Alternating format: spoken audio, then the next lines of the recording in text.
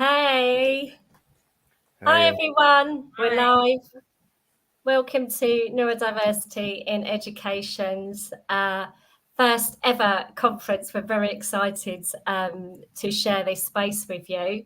So we're going to start off with introducing ourselves. Unfortunately, our founder and co-director, Simon Preston, can't be with us tonight because unfortunately he's been struck down with COVID. But he sends his love, and I'm sure he's going to be listening in between coughing. So we're just going to start off. So I'm going to go straight in and ask Isaac if you can introduce yourself. hi. My name is Isaac Akinde. I am a teacher, so a teacher in secondary school. Previously, before that, I worked in retail for over 25 years as a manager for different companies. So mainly suiting, as you can see how I'm dressed slightly. But I've worked for stores like Hugo Boss, Ralph Lauren, Nike, Foot Locker, Banana Republic, Hamleys, those kind of stores, and mainly managing stores. But I went into teaching after the age of 40, got into teaching and realized I had a lot of passion for the challenging students. And I didn't know why, but I really got on with some challenging students. And the background in regards to the neurodiversity part of it is my kids. I've got 5 children, and they are neurodiverse, and so is my wife. And throughout the time we've been working with them, trying to understand their needs. We went to a session and they said, "Oh, it's hereditary, right? It could be that it's coming from you or your wife." So we got ourselves tested because the waiting list is quite long. And lo and behold, I have dyslexia and ADHD, which I found out in my latter years. So my focus now is really working with others, students, as well as parents in school on how to support their neurodiverse needs, understand how to have a better work-life balance if it's a parent, or better school environment if it's a child. And I linked up with the amazing Anne Marie, Rachel, and Simon to try and work on helping others. So the main thing is just trying to be their support network, really, for other teachers, other educators, to support those that need. Great, that's brilliant. And do you know, I worked in Foot Locker when I was at university Is it? for, for 3 years. I love that job. It was one of my best on the apparel table, and I used to always get really good discounts with the trainers. What you remember. I do, yeah, absolutely. So you know what everyone got for Christmas, don't you? Yeah, definitely. Great, and Rachel, if you'd like to introduce yourself. Thank you. I'm not quite sure how to follow Isaac's introduction, especially being called amazing, but thank you. Yes, we are all amazing, aren't we? Yeah, absolutely. Anyone that works in education is amazing, full stop. So yes, thank you. So yeah, I was absolutely delighted to come on board with Neurodiversity in Education, having known Simon for a little while, and he asked me if I'd like to be part of this, and it just sounded really exciting and really needed, to be honest with you, to have a lot more focus on neurodivergent practitioners within education at all levels. And it's lovely that this organisation does exactly that it covers all sectors, all levels, and there's a heavy focus on neurodivergent practitioners as well as students, obviously. But yes, a little bit about myself. So I am a English / ESOL practitioner mainly, but I currently work as a consultant and teacher trainer. Most of what I do is within further education. Some of it is in the private sector and in language learning as well. And I spend a lot of time training teachers in lots of aspects of improving teaching and learning. And lastly, over the last few years, an increased amount in neurodiversity needs. So there's quite a lot of challenges around teaching English and languages to learners who have neurodiversity needs. And there's a real gap, I found, of help for teachers. In fact, there's a lack of training, full stop, and CPD, full stop, out there, especially in initial teacher training for teachers with, with help to deal with neurodiversity in the classroom. So I'm really passionate about that, and I'm really hoping to sort of push forward that agenda really to see if we can address some of those stop gaps.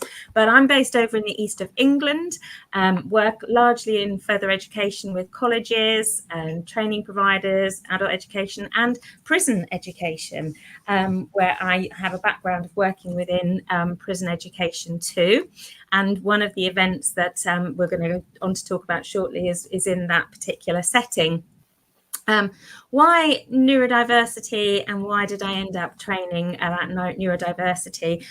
Well, I found out later in life that I'm neurodivergent myself, with a level of dyslexia, not severe, but a level of dyslexia, and something called Erlen syndrome. And I have family members who are also neurodivergent with ADHD, and it's something which I know I've encountered in the classroom many times, but I've not always known how to handle it, because, as I said, the training has not always been there. So there I go. That's where I come from, and that's what my focus is, and that's why I'm passionate to try and support teachers really to become more confident, to have greater awareness, and a bit of a toolbox really to help them deal with neurodiversity in the classroom. So that's me, and I think over to you, Anne-Marie. Great, thanks, Rachel. Yes, I'm Anne-Marie O'Dwyer.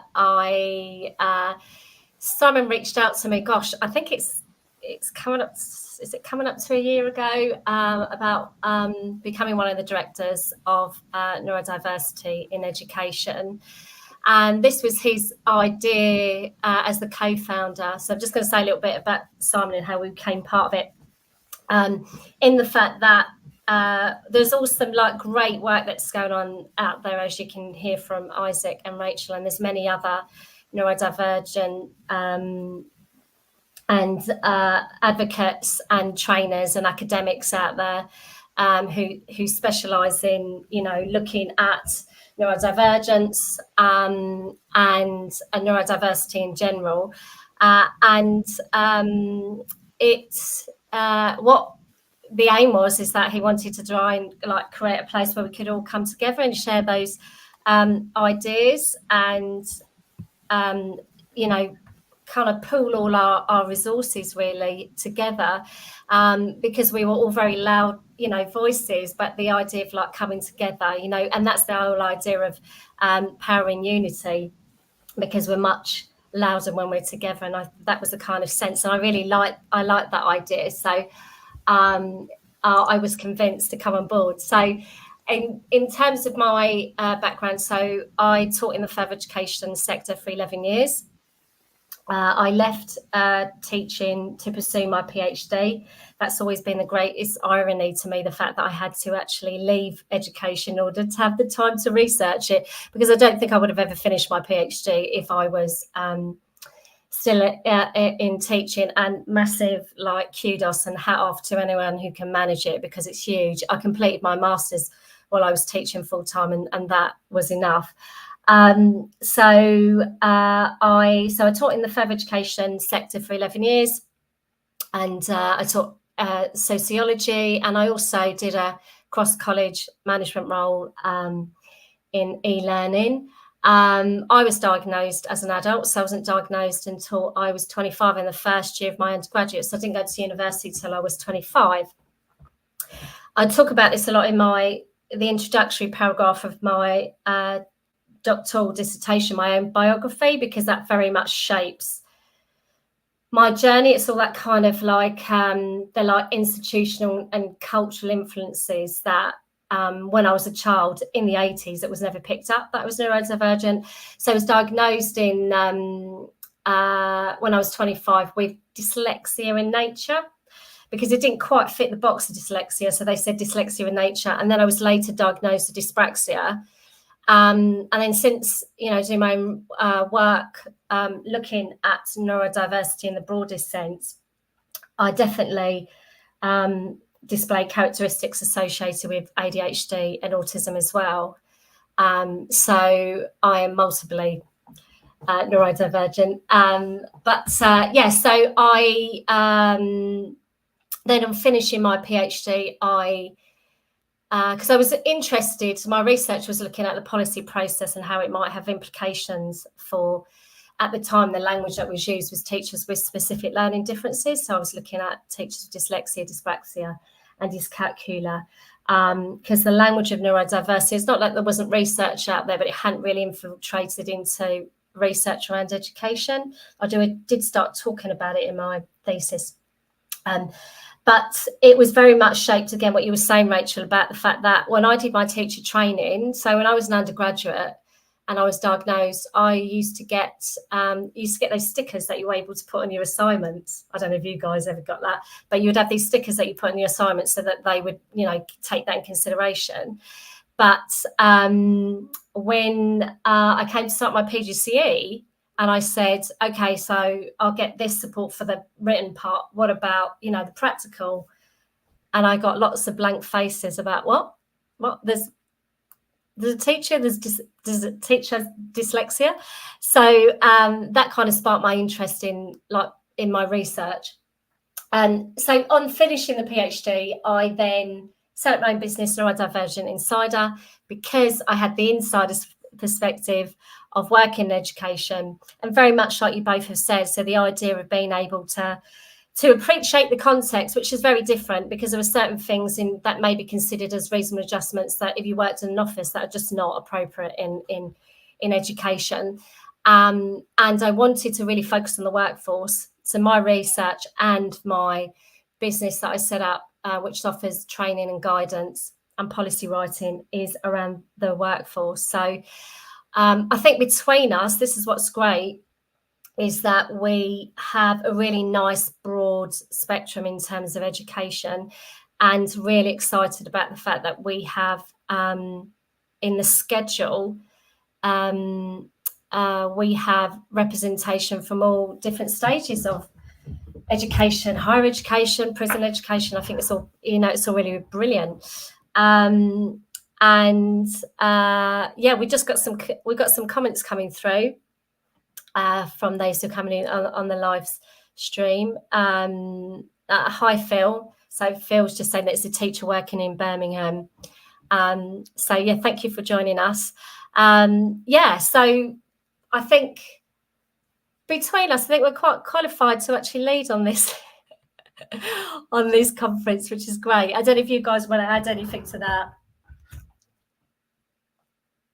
Oh, you're on mute, Isaac. I'll just take you off. Yeah, what I was going to say, I've always been a person that likes to talk. Unfortunately, when I was a kid, I didn't know I had ADHD when I was a kid. Coming from an African background, very strict, very serious. I got a lot of trouble at school, but for me, I've always been able to be someone who can just off the cuff talk and discuss stuff. And what I think is really great about us four is that we have different things to discuss and different experiences. What I've found through obviously having my children, my oldest one is now 23, just finished his degree in biomed, now doing his master's.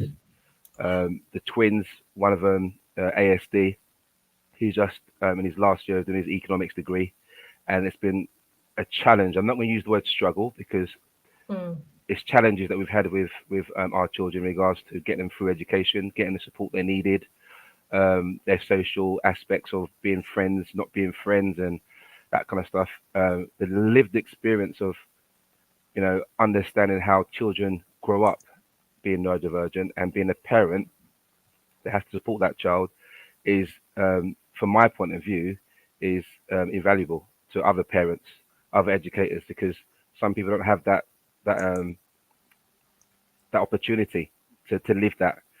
His twin brother, ADHD, dyspraxia, and when I say ADHD, is very hyperactive. So that was challenging at school as well. He was kicked out of one school, went to another school.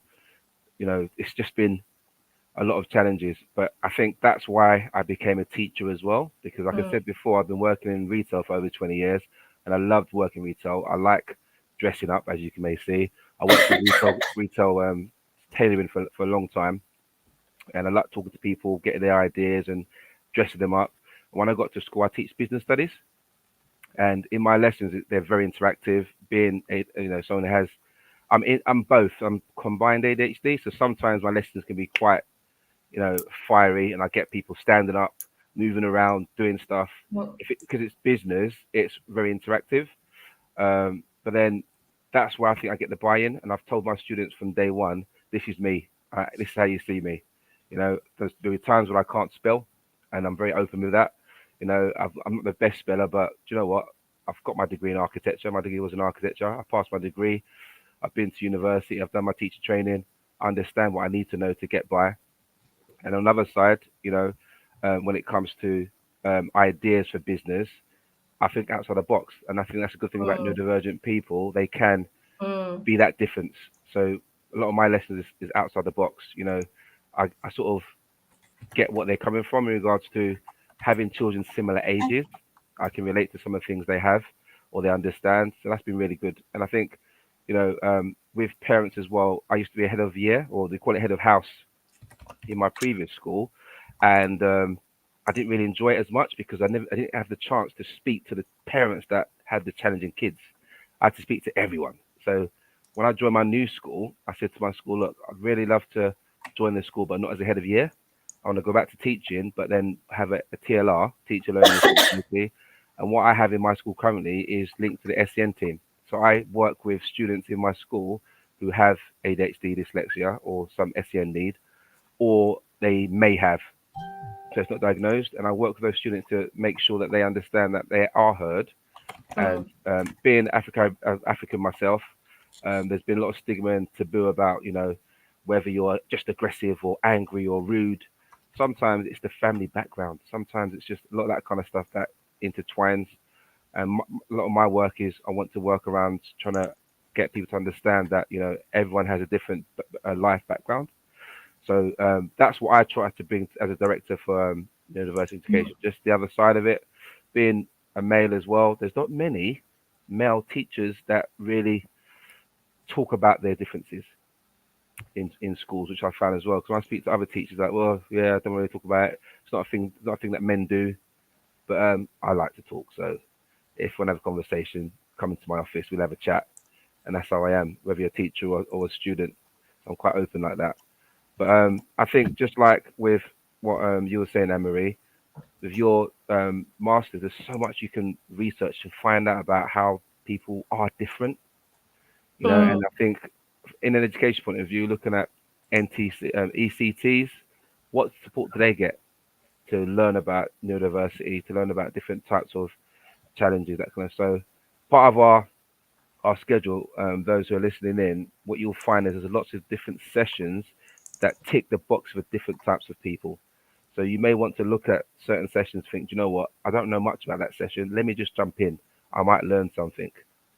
So I'd really advise people online just to have a look at the schedule, see what you fancy, and just listen in. You might learn something, you might know it already, and just it'll be good, very good to listen to. Yeah, absolutely.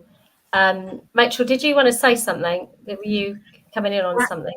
Well, only that. A couple of times, both you and Isaac have said that you like talking. Is that not just like one of the biggest traits ever of a dyslexic? I like to talk. Absolutely. Yes, can't keep them down sometimes, can you? And also this other point that he made about sometimes he doesn't spell words correctly. And imagine what that's like being an English teacher and sometimes not knowing how to spell words correctly. Yeah. And, in my early careers, I was mortally embarrassed by that. But later, and thankfully, there's a lot more awareness now. So, it's much easier to say, and hand it over as a task, spot the spelling mistake on what I've written on the board. Yeah, no, absolutely. I think so. I did something like that when I was doing my PGCE. You had to do a small little piece of dissertation, like a small dissertation. It was only 7,000 words, but I did like observations between looking at teachers who are non-dyslexic in the classroom and dyslexic teachers to see if things like that, like what are the implications, what difference does it make? And actually, the teachers who weren't dyslexic, just having 26 pairs of eyes staring at you sometimes can, like, Gosh. you know, you can forget things or whatever. It doesn't necessarily, you know, mean that they're going to get a, because that's the perception. That's what, and some of it is internal ableism. I used to feel that when I was teaching. If I spelt something wrong, sometimes I'd be really negative for myself. And then my other, like, non-dyslexic teachers would say to me, yeah, well, you know, we all do it. It happens sometimes, particularly if you're over, you know, because teaching full stop is incredibly, there's so much expected. So it's so overwhelming anyway. And we are working within a neuronormative structure, aren't we? Absolutely. So add that in the mix. But the findings of the research was actually the dyslexic teacher came to the lesson much more prepared, because they planned that if there might be some potential of them not being able to write the word correctly, so they brought a glossary and things like that. So it was quite it's quite interesting. Wow. But it's just that kind of fit, and also, you know, around the notion of why is it absolutely when you know, absolutely necessary that you have to spell everything correct all the time. But the pressure on the teacher is to prove. I have to prove my knowledge, you know, and I think that there's feelings of that sometimes. Yeah. But definitely, I've got to say, in as you were saying, Isaac, I think my neurodivergence in the way my mind worked, I was really good. It was really good for sociology. I was really good at making synoptic links. So I used to liken to, do you remember that? Was it a Dixon's advert? I can't remember. You know, where they have a screen and they move things around really quickly, but they can add it all up. You know, it was something like that. It was a bit like Minority Report, the film, where you can move things, different screens. That's how my brain was. So when I was teaching, I'd be able to make links really quickly. And that's how I was like, wait, it doesn't. The big thing is, it doesn't matter if the odd time you might spell something wrong. It's the fact that the students, what you're able to do is get them to think outside the box, because you can do that whole, what they call metacognition. You can look at all of the small parts and then put it all together. And, you know, that, I think that was a real, you know, skill. And I used to do a lot of visual stuff as well. And that used to help the students understand concepts. You know, complex things. So, you know, there's a lot that we kind of bring to the table. One of the great things also is that because you're able to share that with the students, they feel more comfortable as well. I have a lot of year 12 and 13 students that, after I've said, obviously, these are my concerns, or I had one just recently, because I've just started year 12 students for business studies. He felt more comfortable sharing that he had a need as well. So sometimes just being there as a person of neurodiversity, and they know you are, they're more comfortable with you in your lesson. So as educators, it helps sometimes if you are able. You don't have to. Obviously, no one has to share their story, but sometimes it does help sharing the story. Maybe not to the whole class. It could be to an individual student who you can see is struggling, who doesn't want to put their hand up, doesn't want to answer questions because they're too shy or too nervous to get something wrong. But sometimes you can take them to the side and say, look, you know what? I have the same issue. I'm like that sometimes.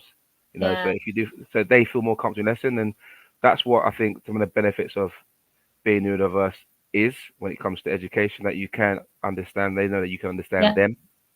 So some of the stuff that's happened this week, do you have the schedule? Yeah, I do. I do have the schedule. Yeah, Let's some see people if might I want to share that.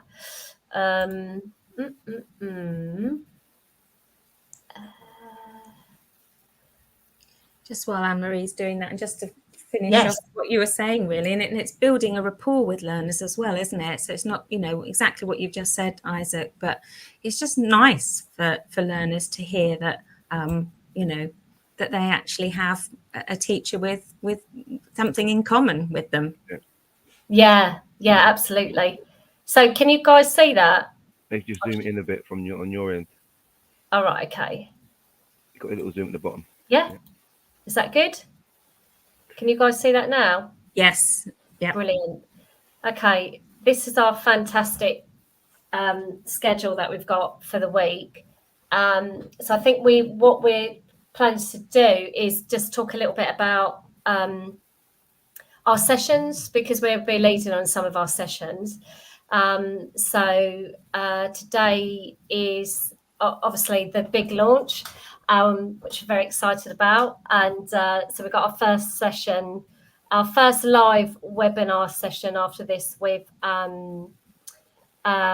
Katarina Lowry, and that's on creating belonging and an opportunity for neurodivergent colleagues in education. So looking forward to that session. I'm not going to say too much about it because I don't want to spoil anything, but please come and pop back in and join us via the so we should say now, if you want to join any of the sessions, if you go to the Neurodiversity in Education website, and then if you just click on the session that you're interested once at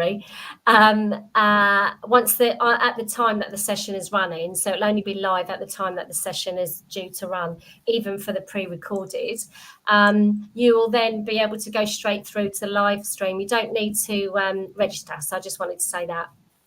And then this evening, this is all pre-recorded, so you don't need after, I imagine, if we have teachers or senior leadership from education watching this, or anyone else in between, you may need to have some time out this evening. So the last session is pre-recorded. It's a session that I put together looking at why accommodating neurodivergent teachers benefits all.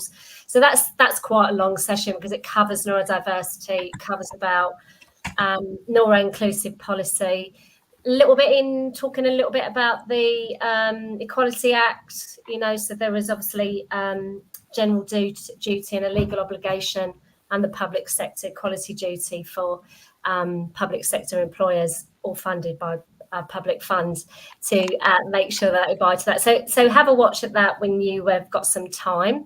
All the sessions will remain live, so you can watch them at a later date. And then on Tuesday, I'm going to stop soon, but just on Tuesday, because these are my sessions, we have an afternoon session. So if you would like to get a little insight into my one of the findings of my PhD research, please do watch the pre-recorded session tomorrow, which looks at how education policy leads to this idea of kind of like cult form of what it is to be a teacher, and how this has particular implications for neurodivergent teachers. So I won't say any more about that. You can watch it at your leisure. There's a little bit under each of the sessions. There's a little bit of a blurb about what they're about. Then we're very excited. I will be hosting the panel talk, our first panel talk. So I'm really looking forward to that, on the experiences of neurodivergent teachers. There's one other thing which I will be posting on LinkedIn, and we do have it on our website, but it's a separate tab on the support group, is that there is a support group for neurodivergent educationists, which runs every month. We've got a session on Thursday at 7:00, and we send the link out for that separately. So if you're interested in that, please either look at the details on the Neurodiversity in Education page for the support group, or email me direct. My details are on my LinkedIn. Okay, and then there's the wonderful Beth Thomas, who will be running, again, this is a live session, Boundaries for Neurodivergent Educators. So I would highly recommend that. Beth is actually one of the co-hosts of the support group for neurodivergent educationists as well.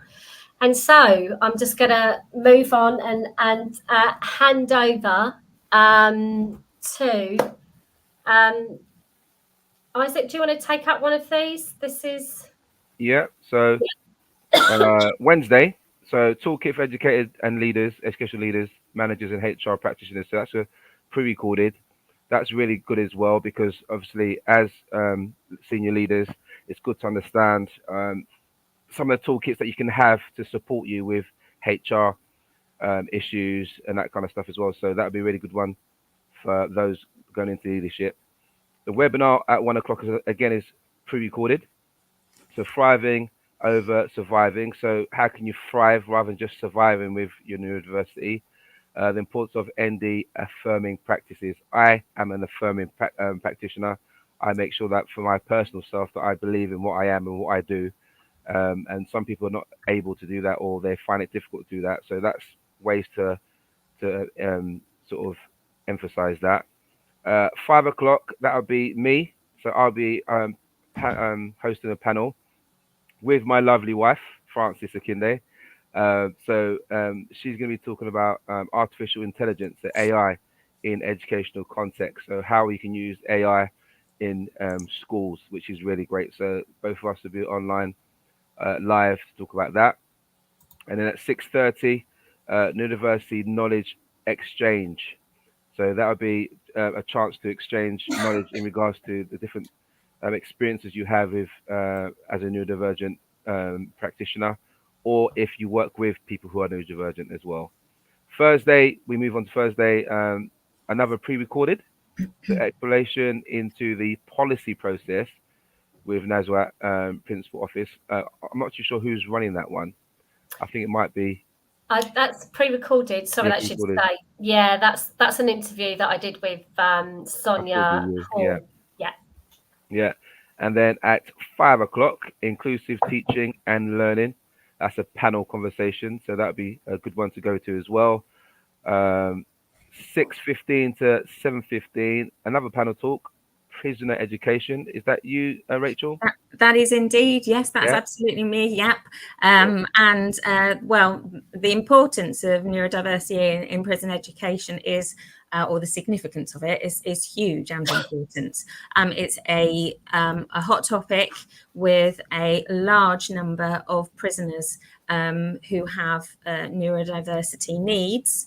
And I don't want to say too much because I don't want to give too much of the panel discussion away, really. But I'm going to be joined by a couple of leaders in the prison education field from two of the main, if not three, we're hoping for three, main prison education providers who deliver the educational services within jails, and they'll be talking about their insights, their experiences, and just generally giving us a perspective of what it's like to improve outcomes really for neurodivergent learners. So I'm really looking forward to that one. So if you are currently working within prison education or considering a career in prison education, or are just curious, please pop along to that live panel discussion, because I'm sure it's going to be really good. Okay, and then the last session on Thursday, that's a panel discussion which I am hosting again. So that's neurodivergence and ethnicity. So that's going to be a really interesting and very powerful conversation. I've got some really good people, people who've been in education for a long time, those who are just fresh in education as well, just discussing how ethnicity and neurodiversity link and match and mold our students and our teachers, and just all the things about the challenges that ethnic minorities have with neurodiversity and education. So yeah, I know it's a late one, but I reckon that's going to be a really good one. I'm not going to say too much. That's my session. Yeah. And you can tell the way I talk, I'm passionate about it as well. So it should be a good one. And then Friday, Rachel, do you want to do Friday? I'll do Friday, absolutely. So Friday we kick off with another lunchtime session. This time it's a pre-recorded one called What School Was Like for Me, a personal experience of school avoidance. Some sort of, familiar bells are ringing in my head actually here when I just listened to that title. But it's an interview between our founder Simon and Becky McNutt, who are going to talk about this personal and insightful perspective on the challenges of navigating the educational system as a neurodivergent pupil. That sounds fantastic. I'm really looking forward to that. So that's going to be followed up by a second pre-recorded session, again at lunchtime, 1 till 1:45. And this one is a talk between Simon again and Jeanette Dulhanty, who's going to be talking about the Trauma Connection, a conversation about Ireland's Neurodiversity and Education Conference coming up next year. Really looking forward to. I'm looking forward to all of them. I'm going to have to keep repeating myself, but I'm looking forward to all of them. And this is unique opportunity to gain some insights and knowledge on, the neurodiversity in education, unmet needs of individuals, and yes, have a look at some critical topics as part of a transformative learning experience. That sounds fantastic. So moving on to the evening, and we appreciate it's Friday evening, but you are welcome to sit back with a drink in your hand if you want, whatever that drink may be. And we're going to, at 5 o'clock, we're going to have a webinar. And we're going to join Isaac. There we go, Isaac. This is Simon. Say something about it, Isaac. It'll be Simon's doing it. Oh, Simon's doing it. Apologies. Yeah, so Simon's doing it. And we're going to be joining with Charlie Hart, who's going to be joining us on a webinar to look at the LGBTQIA+ community and neurodivergence in education, and highlighting really sort of the increased risk of discrimination, bullying and suicide that a lot of members in that particular community are facing. So very serious topic, and again, look at how support can be offered to create a more inclusive and compassionate environment there. And then our final event of the actual panels and webinars, etc., is about workplace change and reasonable adjustments. So that's going to be with us and with Janine Booth, and a very insightful webinar looking at reasonable adjustments in educational organisations. And we're going to finish off, I think, with a little panel from all of the on the panel, all of the directors, and a chance to thank everybody also for their participation in this week's events. So what a lineup and what a variety of all of the different settings and sectors in education, and lots of different topics. Brilliant. So whatever takes your fancy, it's all there. We've got everything there for you, and they're all pre-recorded apart from, as I said, the support group, but also the knowledge exchange is not going to be recorded. Again, it's to just give people the freedom to, talk about their experiences, their technique, and so on and so forth. It may be something that I know there's some ambition to continue that in the future, the same with the support group. But the rest of the sessions will be pre-recorded. So even though we do appreciate it's a Friday night for some of those sessions with Janine, I'm really looking forward to the one with Janine as well. She's worked quite actively, I think, with training with the Trade Union Congress before, so I think that's going to be quite interesting. And that's actually looking at structural and cultural factors, which is very important, which is really good because we're starting off the week looking at reasonable adjustment, the structure and the culture with Katharina, and we end the week with that. And I think that's really important to kind of remember that you can't really have neuro-inclusion unless you've got both. So there has to be things in place. There has to be clear processes like policy, a desire to maybe set up the working area in a kind of more universal design layout.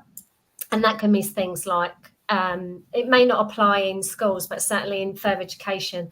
I used to be timetabled all over the time, and I used to have this anxiety dream, and I had the same dream last night, but this time I couldn't. So my anxiety dream was because it actually happened. So I couldn't find my classroom, and I'd been at the college 5 years, and on that day, my dyspraxia, I just couldn't orientate myself at all. I got completely lost, turned up 10 minutes late, and the students were so disappointed because they were hoping I'd be really ill or maybe even dead. So they were just because it was a last lesson in an afternoon. But and so now if I have anxiety dreams, I'm trying to find a classroom. Last night I couldn't get into the studio, the online studio, for 10 minutes. That was so it still always comes back. So I think, that those sort of things that if you put those things in place, then there's not, it'll take the pressure off the neurodivergent member of staff. Like if I didn't have to go all over the building, I used to get really fatigued with that. And I think, so I think that's good that we look at the structure and the cultural, and then trying to encourage that culture among peers and everyone else, that we're neurodiversity inclusion is at the core of everything that we do, so that there's some awareness that that there are neurodivergent teachers. You don't grow out of being neurodivergent. We were always neurodivergent. When we were children, even when we weren't diagnosed. So I think they're quite important messages. But yes. So we didn't think we'd be able to do nearly now. I think we've done quite well. Yeah, not too bad. But I want to add one thing though, because Yes. I think from talking about educators, it is also from primary through to FE, because some of the things we're going to be talking about will be about primary schools as well, not just about Yes. secondary or FE. So we haven't really mentioned much about ages and that kind of stuff, but No. there'll be definitely things for primary school teachers and educators as Absolutely. well as Yeah. secondary and further education, higher education, just to put that out there as well. Yeah, Thanks. absolutely. The panel tomorrow, I'm really excited about it actually, because we've got compulsory education with primary, secondary, we've got further education, we've got and higher education, and we've got, is it Pete Wamby? I don't know if I'm going to pronounce that right. Welby, he wrote Untypical, so he was a former teacher. He's going to be joining us as well. So that'd be great. So we've got a real range tomorrow for the panel talk. So which is really important, because we recognise that it's just not restricted to any stage of education where there is the necessity to be inclusive. So that's great. Have we got any kind of final comments that we want to make? Any questions from the audience at all? Yeah, just having a look. I've only got, so Phil said hello. If anyone's got any questions, please do type them in. They come up on our screen and I'll share them with the rest of the directors if you'd like to ask anything. We are live. 15 more minutes. I don't think we've had any others come up so far. Thanks, Phil, for introducing yourself and popping your comments in. As Anne-Marie says, if there's anybody else out there just wants to say hello or join in or ask some questions, pop it into the comments now. But while we were talking, we've posted in the website link for you to click to register, well, not register, to access, because it's the free non-registered events on this week. So yes, it's the link for you to click to access all of the events that are taking place this week. And I don't think we've got any other comments coming in. No. Well, that's great. We can always come back to them if we get some things, because people might watch this at a later date, want to add some comments. So maybe that's something that we can look back on when we do our final goodbye on Friday. Mm-hmm. But that's great. So one thing about this week, is there one session that you're particularly looking forward to? Either of you, and I'll tell you. Mine. You go first.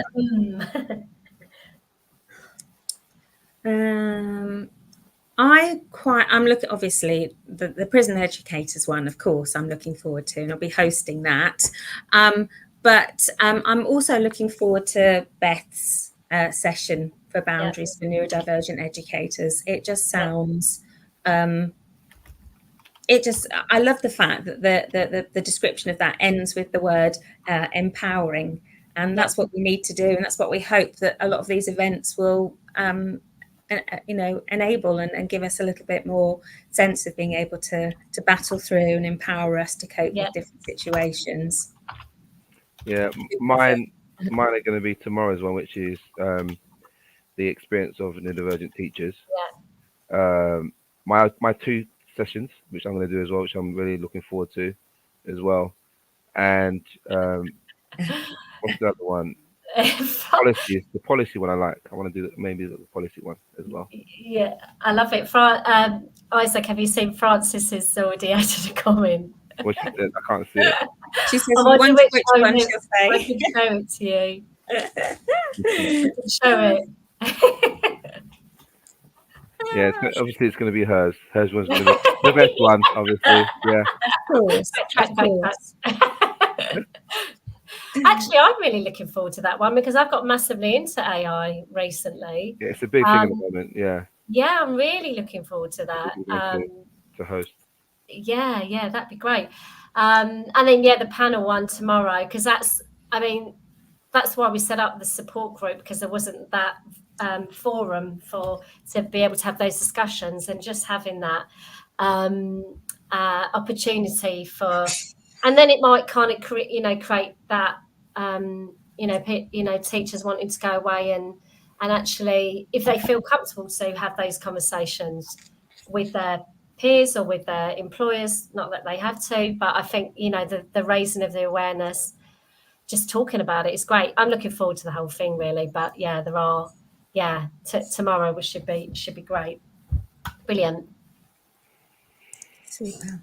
Well, I hope everybody really enjoys the week and gets a lot out of it, really. Yes. Yeah. We and I think there was an intention to do to put some to capture some feedback. I think there's some intention to that'd be good. Yeah, brilliant. Okay, lovely. Super. So we good to draw this session to a close. Yeah, absolutely. Yeah. So see everyone during the week. Yes. Enjoy. Brilliant. Great to see you both. And we hope, Simon, you get better soon. And we'll see you at the other sessions, but definitely at the end of the week. Okay. Bye all. Take care. Take care. Bye-bye.